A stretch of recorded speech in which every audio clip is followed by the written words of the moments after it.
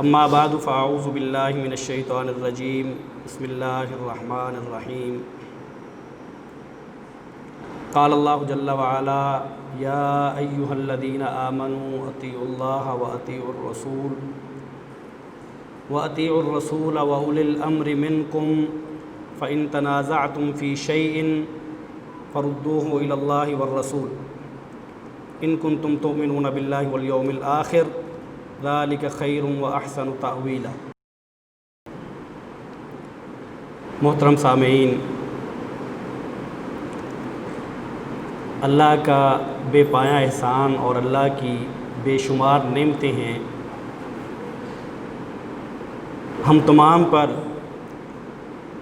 اور ان نعمتوں میں سے ایک بڑی نعمت یہ ہے کہ اللہ تعالیٰ نے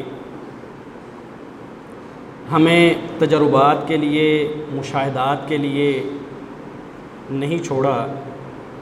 بلکہ زندگی گزارنے کا سلیقہ، طور اور طریقے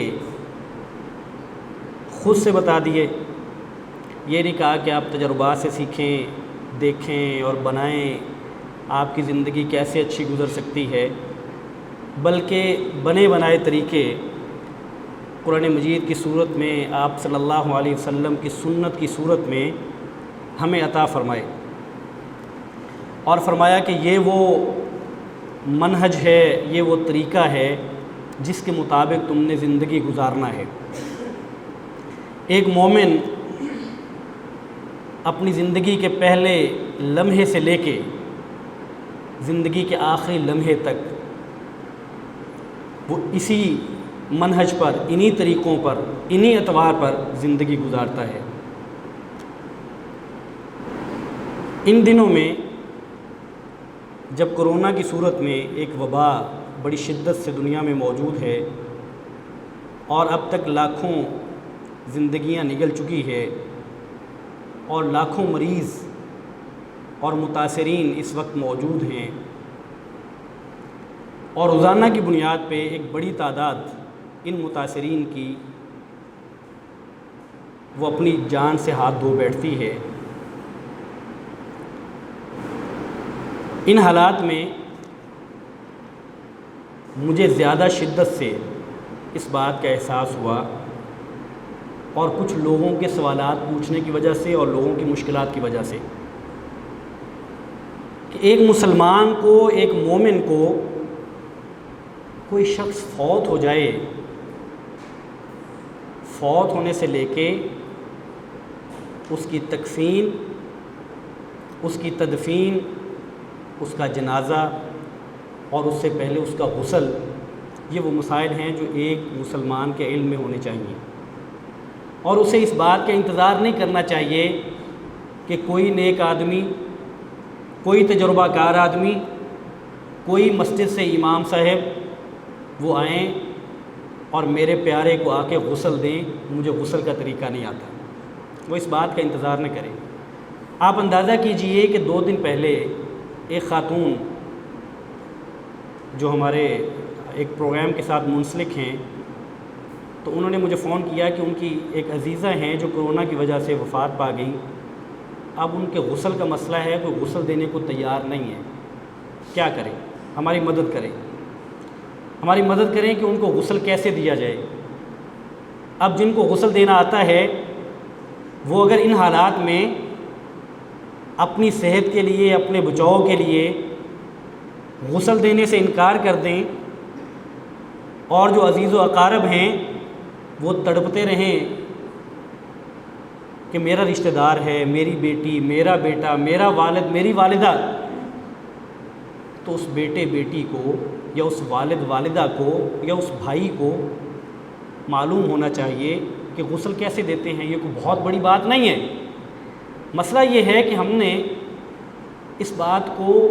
جان بوجھ کے چھوڑ دیا ہوا ہے کہ یہ ہمارا مسئلہ نہیں ہے، یہ مسئلہ مولوی صاحب کا ہے، یہ میرا مسئلہ ہے نہیں۔ اس وجہ سے آج غسل دینا بھی ایک بڑا مسئلہ ہے کہ غسل کون دے۔ سینکڑوں لوگ کھڑے ہوتے ہیں، سینکڑوں لوگ موجود ہیں، غسل کون دے گا؟ سارے ایک دوسرے کی طرف دیکھتے ہیں، کون دے گا؟ ایک بات یہ۔ دوسری بات یہ ہے کہ ہمارے یہاں کے 2 مختلف نمازی جن کے گھر میں سے ایک ہمارے نمازی ان کی بہن اور ایک ہمارے نمازی ان کی اہلیہ وفات پا گئیں، تو جب میں بھی دونوں کے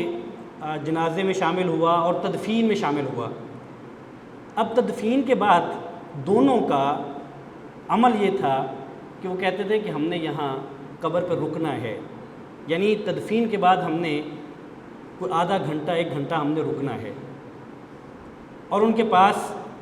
اس بات کی وجہ اور دلیل یہ تھی کہ یہ آپ صلی اللہ علیہ وسلم سے ثابت ہے. ایک یہ واقعہ بہت پہلے کا ہے اور ایک یہ حالیہ دنوں میں کوئی 6-8 دن پہلے کی بات ہے. تو تب سے میرے ذہن میں یہ بات تھی کہ ہمیں جنازے سے متعلقہ جو چیزیں ہیں، جو مسائل ہیں، غسل، تدفین، تجہیز، تکفین، یہ ساری چیزیں جو ہیں وہ آپ صلی اللہ علیہ وسلم کی تعلیمات کی روشنی میں، آپ صلی اللہ علیہ وسلم کی احادیث کی روشنی میں یہ سیکھنی ہیں، تاکہ ہمیں یہ وہ مسائل ہیں جو ہمیں پیش آنے والے ہیں اور جن سے ہم نے گزرنا ہے، ہمارے گھر والوں نے گزرنا ہے، احباب دوستوں نے گزرنا ہے، تو یہ ہمارے علم میں ہونی چاہیے. تو یہ بات ذہن میں رکھیے کہ منہج ایک مومن کا یہ ہے کہ وہ جب بھی کوئی بات ہوتی ہے تو اس کا اپنا عقیدہ کوئی نہیں ہوتا، اس کا اپنا نظریہ کوئی نہیں ہوتا. اس کا عقیدہ اور نظریہ وہ ہے جو رسول اکرم صلی اللہ علیہ وسلم نے بتایا ہے. وہ کسی بات پہ اڑتا نہیں ہے، وہ ضد نہیں کرتا، وہ اس کو اپنی انا کا معاملہ نہیں بناتا. وہ اس کو یہ نہیں کرتا کہ جی میرے تو والد صاحب یہ کرتے رہے، ہمارا تو پورا خاندان یہ کرتا ہے، ہمارے تو سارے محلے والے یہ کرتے رہے. محلے والے غلطی پر ہو سکتے ہیں، خاندان والے غلطی پر ہو سکتے ہیں، نہیں بھی ہو سکتے، ہو بھی سکتے ہیں، دونوں احتمالات موجود ہیں. اس لیے جب بھی کوئی مسئلہ ہو تو اس میں دیکھنا یہ ہے کہ رسول کریم صلی اللہ علیہ وسلم کی سنت کیا ہے، اور آپ صلی اللہ علیہ وسلم کی سنت اور آپ سے ثابت شدہ حدیث مبارکہ آپ کی کوئی بات اگر سامنے آ جاتی ہے تو پھر کسی مومن کی ضد نہیں ہوتی، پھر اس کی کوئی اپنی رائے نہیں ہوتی، اور پھر وہ اپنی پہلی بات کو اور اپنے پہلے موقف کو جس پہ وہ اڑا ہوتا ہے اس کو سچ بنانے کے لیے اور اس کو صحیح ثابت کرنے کے لیے پھر وہ جگہ جگہ پہ جا کے تلاشیاں نہیں لیتا لوگوں کی کہ یہاں سے مجھے کوئی چیز مل جائے، یہاں سے مل جائے جو وجہ بن سکے اس بات کی کہ جو میں کہتا تھا وہ ٹھیک تھا. یہ مومن کا رویہ نہیں ہے. مومن عامی ہے، مومن طالب علم ہے، مومن عالم ہے. اگر اس سے غلطی ہوئی بات کی تفہیم میں، دین کو سمجھنے میں، تو رجوع کر لیتا ہے. اور ہمارے اسلاف کا یہی طریقہ رہا ہے. ہمارے اسلاف نے ایک موقف لیا اور جب احساس ہوا کسی حدیث مبارکہ کے آ جانے سے یا علم میں آ جانے سے کہ نہیں حدیث تو اس کے خلاف جا رہی ہے، اپنے موقف سے رجوع کر لیا. یہ بڑا خوبصورت طریقہ ہے. یعنی انا ہے ہی نہیں، ضد کوئی نہیں ہے. اصل کیا ہے؟ یا ایھا الذین آمنوا اطیعوا اللہ و اطیعوا الرسول. اے ایمان والو، اللہ کی اطاعت کرنی ہے اور اللہ کے رسول کی اطاعت کرنی ہے. اپنی خواہشات کی نہیں، اپنی ضد کی نہیں، اپنی انا کی نہیں، اپنی شخصیت کی نہیں، اپنے خاندان، قبیلے، رسم و رواج کی نہیں، اللہ اور اس کے رسول کی اطاعت کرنی ہے. مطلب جب اللہ اور اس کے رسول کی تعلیمات سامنے ہیں، ان کا حکم سامنے ہے، تو ساری چیزیں پیچھے ہیں. پھر فرقہ بھی پیچھے ہے، جماعتیں بھی پیچھے ہیں، مسلک بھی پیچھے ہیں. وَأُولِي الْأَمْرِ مِنْكُمْ، اور تمہارے اُولِي الْأَمْر. اور پھر فرمایا کہ اگر فَإِن تَنَازَعْتُمْ فِي شَيْءٍ فَرُدُّوهُ إِلَى اللَّهِ وَالرَّسُولِ. عام حالات میں بھی اطاعت کرنی ہے، اور جب کسی مسئلے میں تمہارا نزاع ہو جائے، جھگڑا ہو جائے، ایک بندے کا موقف یہ ہے کہ یہ بات اس طرح ہے، دوسرے کا موقف یہ ہے کہ نہیں یہ اس طرح ہے، تو پھر بھی رجوع اللہ اور اس کے رسول کی طرف ہے. تو اس کا مطلب یہ ہوا کہ ہمارے پاس جو خالص چیز ہے، جو بنیاد ہے زندگی گزارنے کی، وہ اللہ اور اس کے رسول کی تعلیمات ہیں. اور آج قرآن مجید ہمارے پاس الحمدللہ اس اللہ کی حفاظت کی وجہ سے اور اس اللہ کی توفیق سے یہ ہمارے پاس صحیح اور کامل صورت میں موجود ہے. اور آپ صلی اللہ علیہ وسلم کی احادیث ہمارے پاس اس اللہ ہی کی توفیق سے اور محدثین کی محنتوں کی وجہ سے آج ہمارے پاس صحیح، اور اگر کہ کوئی اس میں غلط شامل ہوئی تو غلط کی نشاندہی کے ساتھ ہمارے پاس موجود ہے۔ اس لیے آج یہ کوئی مسئلہ نہیں ہونا چاہیے کہ اس میں صحیح کیا ہے اور غلط کیا ہے۔ تو یہ ہے وہ تمہید جو میں اپنی بات کے آغاز پہ آپ کے سامنے رکھنا چاہتا تھا، یاد دہانی کے لیے۔ حالانکہ معلوم ہے مجھے کہ یہ بات مجھے اور آپ سب کو علم ہے کہ اللہ کے دین کے لیے اور اس کے دین کی تفہیم کے لیے اور اس کو سمجھنے کے لیے اور اپنی زندگیوں کو اس کے مطابق گزارنے کے لیے طریقہ کار یہی ہے۔ تو یہ بات جان لیجئے کہ یہ زندگی اس نے آخر کار ختم ہونا ہے، یہ ہمیشہ کے لیے نہیں ہے، یہ دائمی نہیں ہے، اس کی بنیاد بڑی کچی ہے، بڑی ناپائیدار ہے، کسی بھی وقت ختم ہو سکتی ہے۔ یہ 1 2 3 4 دن نہیں، مہینے نہیں، 1 2 4 لمحوں کے نوٹس پہ ختم ہو سکتی ہے، ایک دم سے اچانک سے ختم ہو سکتی ہے، یہ بتاتی نہیں ہے۔ انسان امیدیں باندھ کے رکھتا ہے، یہ امیدیں توڑ دیتی ہے۔ اور رسول اکرم صلی اللہ علیہ وسلم نے بہت ساری آپ صلی اللہ علیہ وسلم کی احادیث ہیں، میں نے اپنے کو 2 3 خطبہ پیچھے جائیں تو میں نے اپنے خطبہ میں ذکر کی تھی کہ اگر کوئی شخص بیمار ہو جاتا ہے اور وہ ظاہر ہے کہ جب بیماری میں تکلیف میں مبتلا ہوتا ہے تو اس کا بھی اسے اجر ملتا ہے، تکلیف میں رہتا ہے تو اللہ کے ہاں اس کا بھی اس کو اجر ملتا ہے۔ اور حدیث مبارکہ میں آتا ہے کہ اگر کسی شخص کو ایک کانٹا چبھتا ہے تو کانٹا چبھنے کی وجہ سے جو اس کو تکلیف ہوتی ہے اس پہ بھی اللہ تعالیٰ کی طرف سے اس کے لیے اجر ہے۔ اس لیے اگر کوئی شخص بیمار ہے تو اس کو اس بیماری پہ صبر کرنا ہے، اس بیماری پہ اس نے علاج کروانا ہے، اس بیماری پہ اس نے صبر کرنا ہے، اور اس بیماری پہ اس نے توکل اللہ پہ رکھنا ہے، اللہ تعالیٰ پہ توکل ہے، علاج بھی ہے، احتیاط بھی ہے، اور اس پہ توکل بھی ہے، اور صبر کے ساتھ اس کو اللہ کی آزمائش سمجھتے ہوئے بیماری اللہ کی طرف سے آتی ہے اور یہ اللہ کی طرف سے مجھ پہ آئی ہے، یہ میری آزمائش ہے تو میں نے اس پہ صبر کرنا ہے اور صبر کر کے میں نے اجر لینا ہے۔ اور وہی حدیث مبارکہ جس میں آتا ہے کہ مومن کی کیا شان ہے، مومن کا کیا خوبصورت معاملہ ہے کہ ہر 2 صورتوں میں وہ اللہ سے اجر پا لیتا ہے۔ تو یہاں ہم نے صبر کر کے اللہ سے اجر لینا ہے۔ آپ صلی اللہ علیہ وسلم کی ایک حدیث مبارکہ ہے، بڑی خوبصورت ہے، اور وہ بیمار جو اس کرونا کی بیماری میں یا اس سے ہٹ کے بیماریوں میں مبتلا ہیں ان کی تسلی کے لیے اور ان کی تشفی کے لیے بڑی خوبصورت حدیث مبارکہ ہے۔ آپ صلی اللہ علیہ وسلم فرماتے ہیں اذا اراد اللہ بعبدہ الخیر عجل له العقوبہ، کہ اللہ تعالیٰ اگر کسی شخص کے ساتھ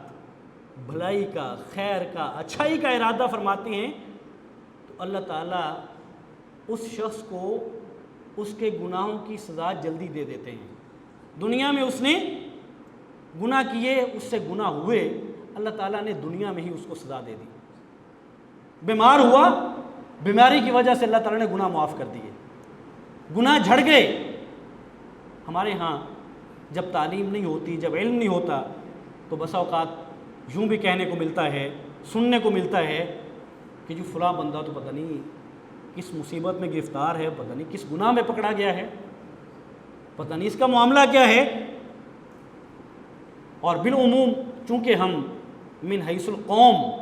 اور من حیث المعاشرہ ہم نیگیٹو اپروچ رکھتے ہیں، منفی سوچتے ہیں، بدگمانی کرتے ہیں اپنے مسلمان بھائی کے بارے میں، بہت کم اچھا سوچتے ہیں، مثبت کم سوچتے ہیں، لوگوں کو سپیس کم دیتے ہیں، شک زیادہ کرتے ہیں، ہلکی سی اگر کسی سے غلطی ہوئی تو اس کو اچھالتے ہیں، اگر ایک شخص کی خوبی ہے اس کی جہاں تعریف بنتی ہے تو وہاں بخل سے کام لیتے ہیں۔ تو باہر صورت آپ صلی اللہ علیہ وسلم فرماتے ہیں کہ اللہ تعالیٰ جس شخص کے ساتھ خیر کا معاملہ کرتے ہیں عجل لہ العقوبہ فی الدنیا، تو اللہ تعالیٰ دنیا میں ہی اس کو سزا دینے میں جلدی کر لیتے ہیں۔ وَإِذَا أَرَادَ اللَّهُ بِعَبْدِهِ الشَّرَّ أَمْسَكَ عَنْهُ بِذَنبِهِ حَتَّى يُوَافِيَ بِهِ يَوْمَ الْقِيَامَةِ، اور جس کے ساتھ اللہ تعالیٰ کا خیر کا ارادہ نہیں ہے، تو اللہ تعالیٰ اس کے جو گناہ ہیں تو اس گناہوں کی سزا جو ہے اس کو آخرت تک، قیامت تک کے لیے روک لیتے ہیں. یعنی وہ دنیا میں نہیں دیتے، وہ آخرت کے لیے روک لیتے ہیں. تو اس حدیث مبارکہ سے یہ معلوم ہوتا ہے کہ اگر کوئی شخص کسی آزمائش میں مبتلا ہے تو اس کو اس آزمائش کی وجہ سے پریشان نہیں ہونا چاہیے. اس کو تسلی رہنی چاہیے کہ یہ اللہ کی تقدیر کا معاملہ ہے، یہ بیماری اور یہ آزمائش میرے مقدر میں تھی اور میں نے اس آزمائش سے گزرنا تھا. اور یہ شخص صبر کے ساتھ گزرتا ہے، اللہ سے دعا کرتا ہے، اپنی بیماری کا علاج کرواتا ہے اور اپنی بیماری پہ صبر کرتا ہے اور اللہ سے ثواب کی امید رکھتا ہے. اور ایک بیمار شخص جب اپنی اس کی زندگی محفوظ نہیں رہتی اور بیماری اس کو موت تک لے جاتی ہے. میں نے چونکہ آپ کے سامنے میں نے ذکر کیا تھا کہ موت سے متعلقہ تدفین، غسل اور یہ سارے مسائل آپ کے سامنے رکھنے ہیں. ایک شخص جب زندہ نہیں رہتا ہے تو اسلام کی تعلیمات یہ ہیں کہ اگر اس کو معلوم ہو، اس پہ نزع کی حالت طاری ہو جائے، بس اوقات معلوم ہو جاتا ہے کہ اب میری زندگی زیادہ لمبی نہیں ہے، اب میں مزید رہنے والا نہیں ہوں، معلوم ہونا شروع ہو جاتا ہے،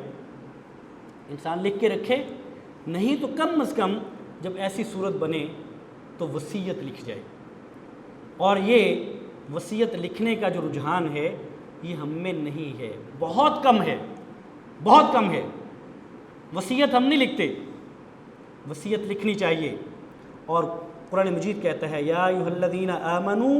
شہادۃ بینکم اذا حضر احدکم الموت حین الوصیۃ اثنان ذوا عدل منکم او آخران من غیرکم، کہ اے ایمان والو تمہارے درمیان میں گواہ موجود ہونے چاہیے، اور جب تمہارے موت حاضر ہو جائے، جب موت آنے والی ہو اور وصیت کا وقت ہو تو اس وقت 2 عادل گواہ ہونے چاہیے. وہ تم میں سے ہوں یا تم میں سے تمہارے علاوہ میں سے ہوں، 2 گواہ ہونے چاہیے. تو وصیت جو ہے اس کے بارے میں یہ بات سمجھ لینی چاہیے کہ یہ واجب نہیں ہے، یہ مستحب ہے. وصیت لکھنا یہ مستحب ہے اور یہ لکھنی چاہیے. اور وصیت لکھنے کا طریقہ یہ ہے کہ آپ وصیت لکھیں اور اس پہ گواہ موجود ہوں اور لکھیں کہ میں فلاں بن فلاں یہ وصیت لکھ رہا ہوں اور میں یہ وصیت کرتا ہوں اپنے بعد میں آنے والوں کو کہ وہ اللہ کے دین پر کاربند رہیں، وہ اللہ کی کتاب اور آپ صلی اللہ علیہ وسلم کی سنت کے ساتھ چمٹ کے رہیں، وہ خلاف شرع کاموں سے باز رہیں. مالی امور کے بارے میں کچھ کہنا چاہتا ہے تو وہ کہہ دے. جائیداد کے بارے میں اگر اس کو کوئی مسائل ہیں، کوئی خدشات ہیں تو اس کا ذکر کر دے. اگر کسی کے بارے میں غیر ورثاء میں سے جو وصیت میں وارث نہیں بنتے، غیر ورثاء کے بارے میں اگر مالی اعتبار سے کوئی وصیت کرنا چاہتا ہے تو وہ 1/3 کی وصیت کر سکتا ہے. وہ اللہ کی راہ میں صدقہ کرنا چاہتا ہے تو اس کو لکھنا چاہیے کہ میرے مال میں سے اتنا میں اللہ کی راہ میں میرے بعد دے دیا جائے. تو وصیت میں یہ ساری چیزیں آنی چاہیے اور وصیت لکھ کے رکھنی چاہیے اور یہ ضروری ہے. اور گواہ اس لیے ہیں کہ بسا اوقات وصیت میں تبدیلیاں ہو جاتی ہیں، وصیت میں گڑبڑ ہو جاتی ہے. ورثاء میں سے کوئی شخص لکھ کے اس کو منسوب کر سکتا ہے میت کی طرف، اور وہ ہمارے پاس پھر ایک شخص کے پاس کیا رہ جاتا ہے، اس کے پاس کہ یہ وصیت میت کی ہے یا اس نے لکھی ہے. آج آ کے اس کے پاس یہ ہے نا کہ وہ رائٹنگ دیکھے تو ممکن ہے اس کی پہچان نہ ہو سکے. ممکن ہے کہ جو اس کی پہچان کرنے والے گھر میں سے افراد ہیں وہ اس وقت موجود نہ ہوں. تو 2 گواہ ہونے چاہیے، عادل ہوں، اعتماد والے ہوں، اور وہ ان کو اس پہ گواہ بنا لیا جائے تاکہ وہ بوقت ضرورت گواہی دیں کہ ہاں یہ وصیت یہ میت کی ہی طرف سے لکھی ہوئی ہے. تو یہ بنیادی چیز ہے کہ اس کو وصیت کو لکھ کے رکھنا چاہیے. پھر آپ صلی اللہ علیہ وسلم کے فرامین کو سامنے رکھیں تو اگر ایک شخص اس بیماری کی اس کیفیت میں ہے کہ وہ موت کے قریب جا چکا ہے تو آپ صلی اللہ علیہ وسلم کی تعلیمات یہ ہیں، آپ فرماتے ہیں لقنوا موتاکم لا الہ الا اللہ، کہ اپنے مردوں کو، یعنی جب وہ قریب المرگ ہوں تو ان کو لا الہ الا اللہ کی تلقین کیا کرو۔ کیوں؟ اس لیے کہ ایک دوسری حدیث مبارکہ ہے من کان آخر کلامہ لا الہ الا اللہ دخل الجنہ، اور ایک حدیث میں آتا ہے واجبت الجنہ، کہ جس شخص کی آخری بات، اس کے آخری کلام لا الہ الا اللہ ہوگی تو اللہ تعالیٰ اس کو جنت میں داخل کرے گا، جنت اس پر واجب ہوگی۔ اور اس بات سے، ان احادیث مبارکہ سے اس بات کا اندازہ ہوتا ہے کہ توحید کی کیا اہمیت ہے، اللہ کو ایک الہ ماننے کی کیا اہمیت ہے۔ تو بہر صورت جب قریب المرگ شخص ہو تو اس کے قریب کے لوگ، اس کے ورثاء، ان کو کلمے کی اور لا الہ الا اللہ کہنے کی تلقین کرنی چاہیے۔ اس کے بارے میں